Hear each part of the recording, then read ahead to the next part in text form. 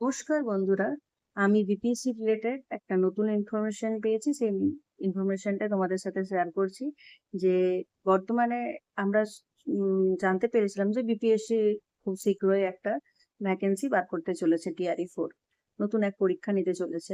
তার আগে স্টেট রীতিমতো নেওয়া হয়েছে, আর সম্ভবত একটা স্টেট নেওয়ার কথাও আছে। তো এখন হচ্ছে যে আমরা অনেকদিন ধরেই শুনছিলাম যে ডোমিসাইল লাগু হয়ে যেতে পারে, ডোমিসাইল লাগু হয়ে যেতে সবাই একটা চিন্তার মধ্যেই ছিলাম। এখন ব্যাপারটা হচ্ছে এটাই যে হ্যাঁ, পুরোপুরি ডোমিসাইল লাগু হয়নি। 15% ছুট দেওয়া হয়েছে বাইরের রাজ্যের জন্য। তো বাকি বিহারের নিজেদের সিট থাকবে। 15% শুধুমাত্র বাইরের ছেলেমেয়েরা এসে পরীক্ষা দিতে পারবে। অবশ্যই এটা আমাদের পশ্চিমবঙ্গের ছাত্রছাত্রীদের জন্য খুবই দুঃখের খবর। খুব দুঃখের সাথে জানাতে হচ্ছে যে 15% শুধুমাত্র আহ ছাত্রছাত্রীরা 15% জন্যই ফাইট করতে পারবে।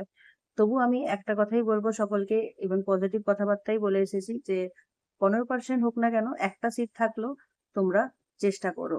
কারণ কার কখন কোথায় হয়ে পরীক্ষায় কোয়ালিফাই হবে সেটা কেউ বলতে পারবে না।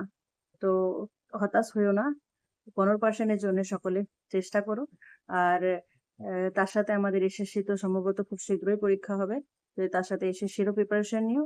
কোথাও না কোথাও একটা পরীক্ষায় ঠিক কোয়ালিফাই হয়ে যাবে। অল দ্য বেস্ট সকলকে।